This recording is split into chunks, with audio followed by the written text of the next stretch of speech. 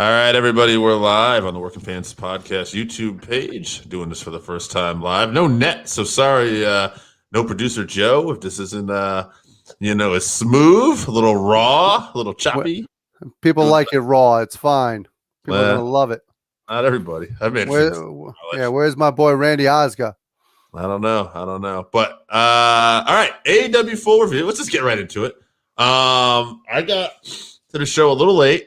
And I missed. I got in towards the end of FTR and the Lucha Brothers match, and then we had to adjust some things because there was a problem with Bleacher Report Live and Firestick, and a few people were having this issue. So we finally had to watch it on an iPad, and we got to watch most of Bryan Danielson Miro. When I first went into Bleacher Report, for some reason it was only giving me old AEW stuff. But I was able to finally break through the wall for some reason. It just finally clicked through. So, okay. Well, MJF, Darby Allin, I heard people loved it. What were your thoughts? So my thoughts on it was it was really good. I love the psychology behind it. They did a great job with that. They kept solid throughout the match. You could feel the tension between the two of them. They had great chain wrestling going on. And I wouldn't expect anything different from the two of them when they talk about pillars for AEW and they talk about Darby Allin and they talk about MJF, Jungle Boy, guys like that. This is what they're talking about. These guys really are the future, and they showed it tonight. Yeah, I mean, I heard nothing but good things. And, I think we predicted, we both thought MJF was going to win this match. And I'm glad he did. I think he's definitely, especially with the main event working out the way it is, I wouldn't be surprised if MJF is one of the guys to be considered in that world title picture. I think he has to be. I mean, he's come so far. His promos are fantastic. He gets genuine heat. Even in the end of that match, I know that you didn't get a chance to see it, but the way he beat him was he rolls in the skateboard. Darby gives the skateboard to the ref. He turns around, gets hit by the ring. MJF doesn't just pin him after getting hit by the ring. He actually gets him in a side headlock, takes him down into a pin with a side headlock. Oh, ended up doing a side headlock. Well, they had talked about that. So yeah, so it was really entertaining. Yeah. And then we had FTR and the Lucha Brothers. We should also mention from that first match, one of the biggest pops of the night still, especially in Minnesota, Sting just continues to get the biggest pops wherever they go. Absolutely phenomenal. Sorry. That's all right. I'm sharing a few tweets here. So while I'm doing that, why don't you take me through the Lucha Brothers and FTR? So Lucha Brothers and FTR, we knew that this was going to be a hell of a tag match. You've got what might be the best luchador tag team of all time and one of the great tag teams in the world going up against what might be just the best pure tag team in FTR when it comes to doing that old style. And you would expect their styles to clash, but they don't. For some reason, they work really well together, and the chemistry is just off the charts. And Tully Blanchard's fantastic in the match. His facial expressions, watching the way he works around the ring, and then the psychology throughout the match was phenomenal. I did manage to catch Iron Anderson was throwing some hands on that interpreter too. Yeah, I enjoyed that. I thought that was very good. So you don't see that often enough. I'm just glad I didn't pull a Glock on him. Yeah, Iron can still throw those punches. Now, so like I said, had some issues, and I finally started watching the show around Miro and Danielson. And what I noticed about this match was Danielson was pulling all kinds of submissions, and in particular, what I really liked, there's a point where he has the label lock on, and he's covering Miro's eyes so he can't reach the ropes. And at this point, Miro is like not able to see, and the commentators are doing their job. They're telling you like, oh, Miro can't see, he can't see. And I thought we were going to get a submission, but they ended up, basically still wrestling the match for a while longer. And then eventually Danielson caught him later on with a submission. And it ended up being like, I think Miro passed out, if I remember correctly. They did, and they continued the storyline with Miro being susceptible to the DDT and any shots to the head and neck area like that. They continued that storyline, weakened him up that way. Once again, we talked about psychology in the last match. Bryan Danielson continues to be one of the best psychologists. And I think Miro is underrated when it comes to his work rate in the ring. I think that he has improved greatly over the last couple years, and I think part of it is having to keep up with the size guys that are in AEW. Yeah, no, I agree. He knows how to be a monster better than ever. I think I mentioned this recently. Oh, absolutely. But like he was always good at that, but now he's really excelling at that. His promos are great. And we picked Miro to win, but I remember saying earlier today, like I felt like this could go any way. And I think the problem I had with Miro beating Danielson potentially was that I didn't think it was time for Danielson to take that first loss yet. And I'm glad he didn't. I agree with that, but I also am not sure because he now has got himself a future opportunity at the championship title match. And I think that he's going to go into that match as the heel. I mean, with Adam Page. So he has already shown tendencies of the heel turn. Yeah. But is he ready to go full-fledged heel? I don't know if he will. It might just be he might not even have to. Yeah, it might be a big match for New York, and it might set up, another match. And we might get a triple threat. We might get Omega, Danielson, based off their draw with Hangman Page. We could also get, quite frankly, something like Hangman Page, MJF, and Bryan Danielson. Because let's face it, that's a chance also to have MJF as the solid heel. You've got Bryan Danielson as that wishy-washy, not sure which way he's going to go kind of character. And then you got the complete babyface in Hangman Page. Yeah. Yeah. We talk about that in a future episode coming up what a big babyface Hangman Page is. Yeah, you don't want to miss those future episodes. We deep dive. I don't know if we deep, but we talk about it. We'll continue on with this show. Here's another match we were on the fence on, and we ended up going with the Super Click. So it's the Super Click versus Jungle Boy, Luchasaurus, and Christian Cage. The funny thing is, you actually convinced me the other way. At first, I wanted to go with Jurassic. Well, you didn't remember when I said it. I thought Jungle Boy was going to possibly score the victory over somebody. I thought it was Cole, and I'm like, well, it's not time for Cole to lose yet. But no, he did score the victory, although it was one of the Bucks. But one thing I really liked about this match, it's a little subtle thing, and maybe it's an old school thing because we're older. I love that the Jurassic Express and Christian came out dressed in jeans and like a shirt, like the old Bunkhouse Stampede days. Oh, I absolutely loved it. I let's face it, I went crazy for the other night when they had the lumberjack match, and all of the Best of Friends came out dressed as actual lumberjacks. I thought that was hilarious. The only thing I'd have to say about this match with Adam Cole and the Super Click versus Jurassic Express and Christian was that I thought, and this happens so much now, I think in current wrestling, it's one little complaint every once in a while. NXT used to do this back in the day, AEW Independence. There's just was so many false finishes in this match. I thought it was a little overdone. It takes away from the match. Sometimes when you have too many false finishes, it takes away from the story, takes away from the actual drama, because then it gets to a point like, oh God, here comes another one. Right. Yeah, I didn't like that, but there were some good spots in this match, and I was actually happy that Jungle Boy, Christian, and also interesting story being told here where Jungle Boy didn't want to use that concerto at first, and he hesitated and almost cost him, and then at the end he ended up doing it. And Christian kind of celebrated with him, almost passing the torch a little bit. You might even say he's showing a little edge. He might be. After that, we had Cody Rhodes and Pac versus Andrade and Black. So we did see something here that we haven't seen anywhere else. This crowd was very Cody Rhodes.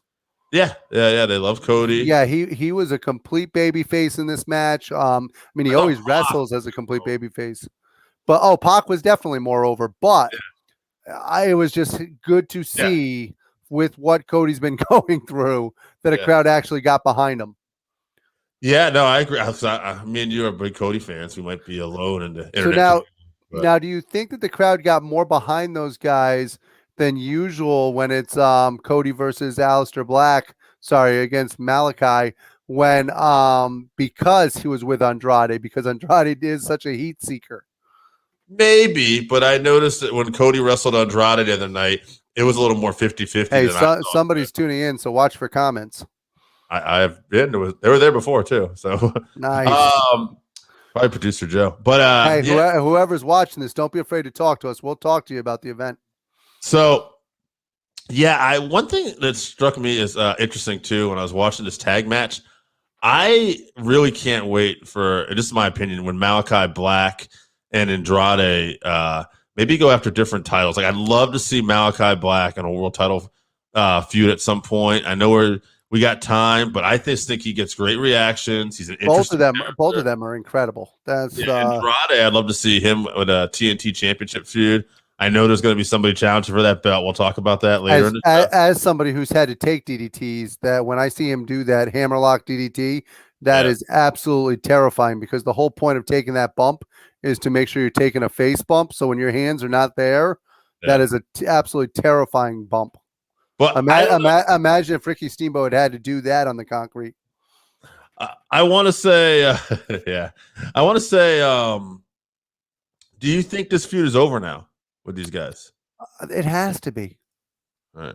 You got to go in a different direction. I mean, don't get me wrong. Pac can do other things. I wouldn't mind seeing Pac versus Malachi Black.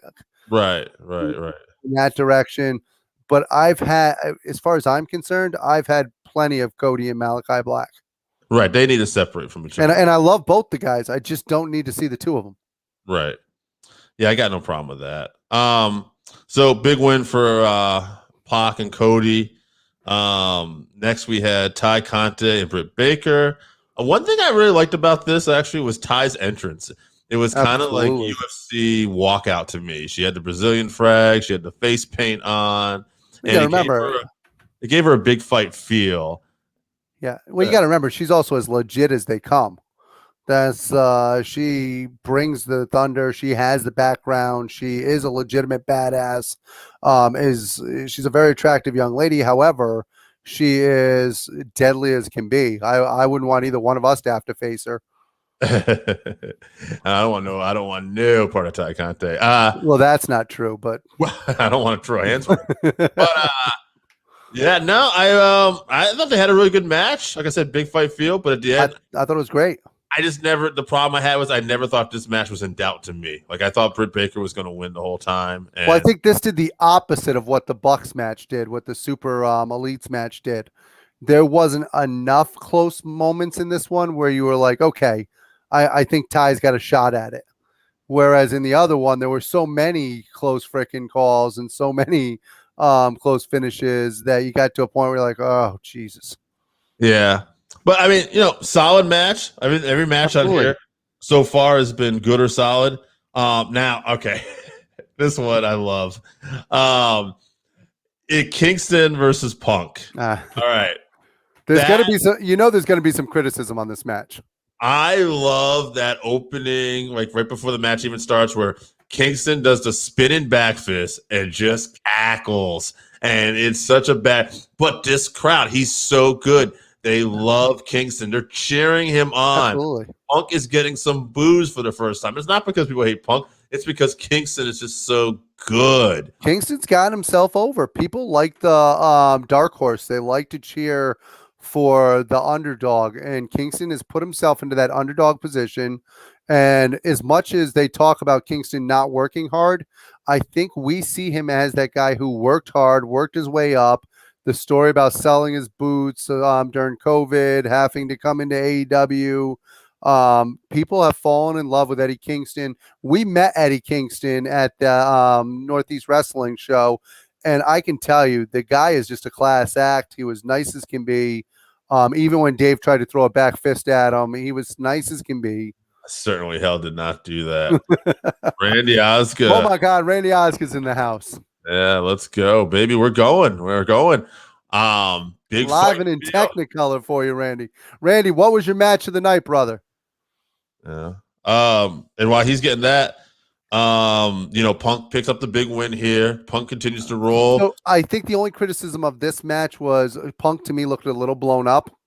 I think that Kingston kept the pace going at a point where Punk just looked a little blown up to me. Maybe I'm the only one who saw that. I didn't. Yeah. But I was watching on a small iPad, so yeah. Considering it was a relatively short match. I mean, only a few minutes. He just looked a little bit blown up, so I'm worried that if he gets into a longer match at that pace, he might be in a lot of trouble. That's all right, Randy. We appreciate you checking in. You can tell us what your match tonight is. We're about to talk about the Inner Circle versus Dan Lambert, an American Top Team. Dan Lambert with that ridiculous tracksuit on was great. He continues to make me laugh with his 80s heel manager stick. I love Dan Lambert. I think he's awesome. Andre Arlovsky maybe didn't get the message that this isn't a shoot. He was laying his shit in. I loved it though. I feel like Hager told him in the back, "Hey, lay your shit, brother." In, and I feel like after a couple shots, Hager's like, "All right, brother, maybe not so much," because Hager didn't seem like he'd mind tagging out at one point. I don't know if me to pick up on that. Let me tell you though, there is a star on that America's Top Team, and to me, the star of that team is Paige Van Zandt. Right, who did not see tonight. That's a good point. But you know who else did? I thought did great. It caught me off guard. All right, we talked about it. And Randy, I didn't have to see that. I haven't got to see that match yet. Everybody's telling me that's the match of the night. Dude, I already told him that, Randy. I told him he missed out on the match of the night. Yeah, I'll be checking it out. The psychology in that match was absolutely phenomenal. But I have to say, in this match with American Top Team, okay, Junior Dos Santos did fine in his first match, but I did not a stand-in moonsault. I did not see that coming. Like, I think AEW brought it. Yeah, AEW's got some possible young studs. Well, they're not young, but possible studs here. I was going to say, you're using the word young very liberally there. Yeah, they're not. But, it was good. I enjoyed this match. It was fun. And at the end of the day, great win. And exactly Jericho, what we thought was going to happen.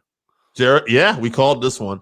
Yeah, Jericho gets the pin and using the frog splash. Tribute to Eddie Guerrero. There have been a few tributes to Eddie during the night. Punk made some stuff too. But really cool to see Jericho getting. Well, this is the time where Eddie Guerrero passed away, isn't it? 16 years of the day, and it was in Minnesota. Yes. Yeah. So. Yeah.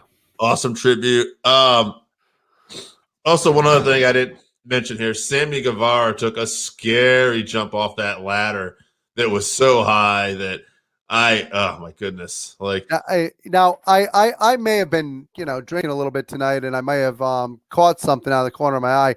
Did I see Baron Von Raschke put a claw on? Literally, in my Baron, put a claw on. 2021.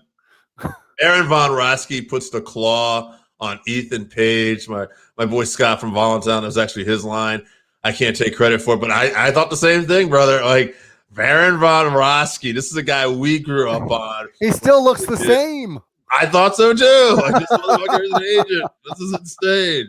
He looked like shit in the 80s, but now he looks good for his age. Yeah, I can't believe it. Ethan Page was trying to intimidate Jake Hager's wife, and then Baron Von Raschke with the save. Also gives you an idea as to how big of a human being Baron Von Raschke always was. Yeah. Good size guy. My God. He was popular. Yeah, when I was a kid, he was actually always entertained me because he was he played the heel and he played a horrible human being, obviously playing the Nazi sympathizer, but he, for whatever reason, it was more of a cartoon character to me. So it was always entertaining. So as we get ready to wrap this up, we got a couple more things we want to talk about. Well, one more thing to talk about before we get to the main event. Jay Lethal shows up tonight.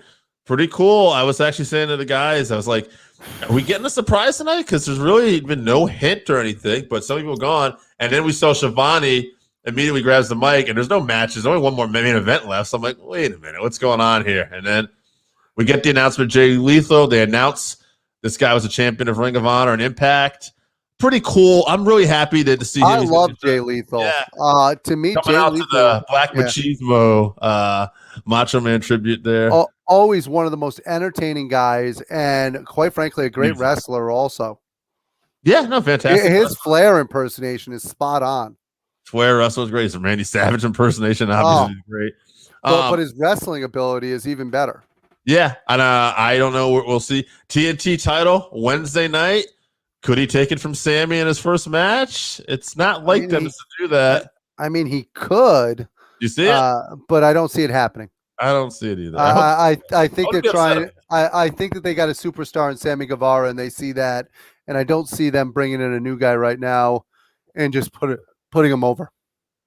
I agree. All right, so let's talk about it. Main event: Hangman Page versus Kenny Omega. Nice little intro to set this whole thing up with Adam Page.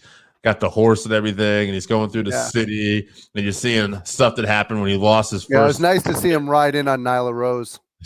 That's horrible. We're not. That with an answer. You're an asshole for saying that. Listen, it was a great match, by the way. Happy to see Hangman get his shot, but I think the most interesting thing about this whole thing was the Bucks came down and didn't do anything. Well, he scared them.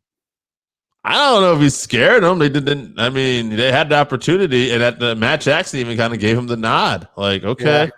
And that's been the interesting thing about this feud, I think, is that it constantly takes different turns. And it's not like any storyline I've ever seen in wrestling where the funny thing is one guy's insecurity. Well, it's also a storyline that goes back and forth between some of it's on the Dynamite program, some of it's on BTE, some of it is all over the place, and you have to put the pieces together. What I find interesting, though, it's almost like just real life, though, right? Like these are friends, and they're going through their ups and downs, and you don't know really where it's going to go next. And I don't know. At 1 minute, too, like it looked like Hangman was actually thanking Kenny for everything, too. But then, the Bucks and Omega left.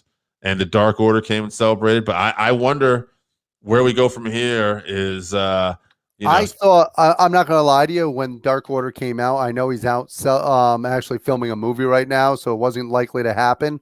But when the Dark Order came out to celebrate with him, there was a moment there where I was like, are the lights going to go out here? Are we going to get Bray Wyatt? You're really hoping for Bray Wyatt at AEW, aren't you? I don't think anybody else is going to know what to do with him. Okay. Actually, I shouldn't say know what to do with him. I don't think anybody else can afford the production that he needs to do what his visions are. And Randy comments here again. Him and Sammy should be awesome. I believe he's talking about Jay Lethal. Yeah, man. I can't wait to see that. We dig it. Elizabeth. But yeah, great show. So overall, what were your thoughts on the show? Yeah. So like I said, I had some issues getting to see it, but like everything I saw, I liked. The wrestling was solid. And I guess the things I really liked were, Danielson moving on. Now we got Omega. And I'm really interested to see how this world title picture is going to play out in the future. That, and I got to tell you, my thing is that, and I find that we end up saying this a lot when it comes to AEW pay-per-views, because I think they just do pay-per-views amazing. And we end up every time going, is this the pay-per-view of the year? Is this the pay-per-view of the year? There was only one pay-per-view. I don't remember which one it was that was a little sluggish. And I was like, I don't know. But for the most part, they've all been good, especially since we got fans back. Yeah. I feel they've been really good. And that energy that they had in Minnesota tonight was absolutely palpable. It was incredible. I think the only way that it could have been better was if we had maybe Orange Cassidy versus Matt Hardy. Randy Oscar talking about Paige and Danielson soon. Yeah, man, I hope so. I thought he meant Paige, Van Zant, and Danielson. I didn't want to go into that. I think Paige and Danielson, maybe that's going to be the Long Island show there.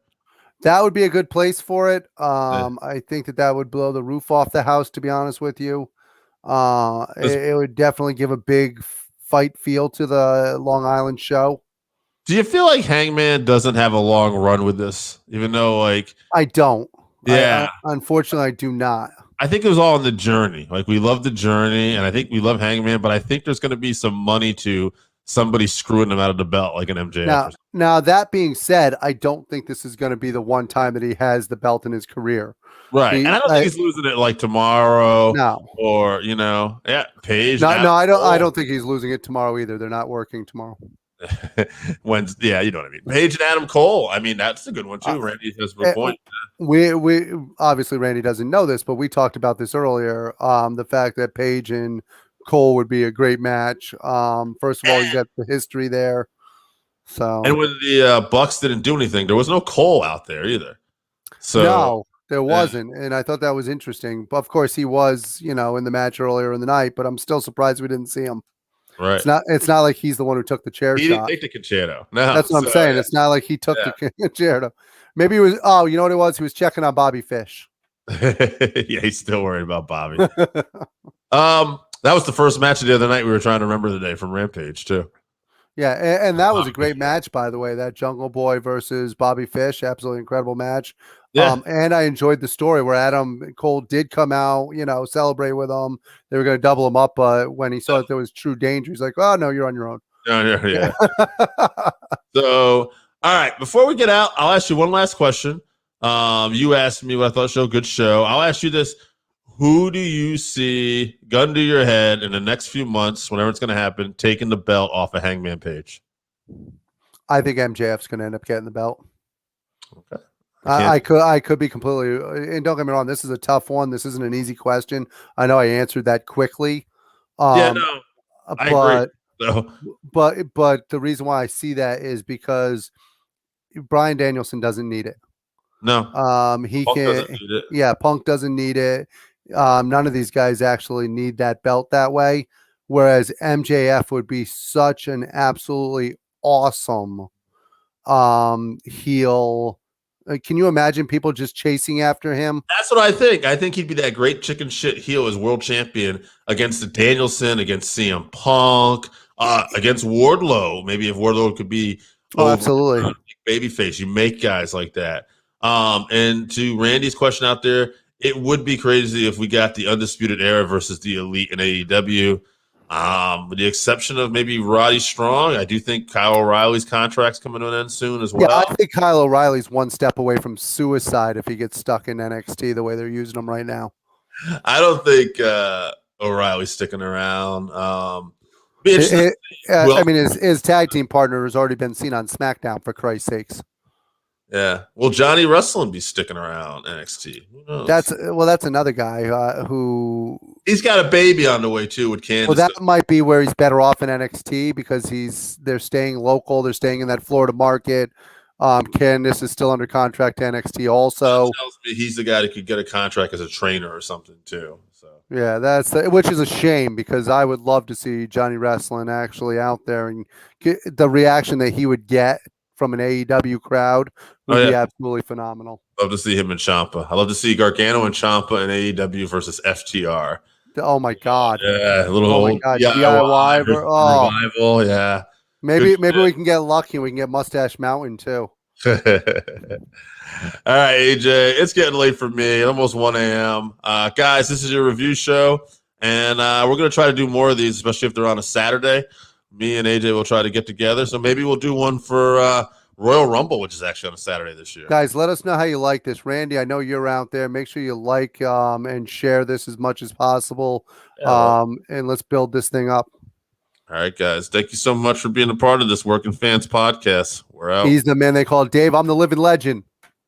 AJ Strangebrew. Don't tell anyone.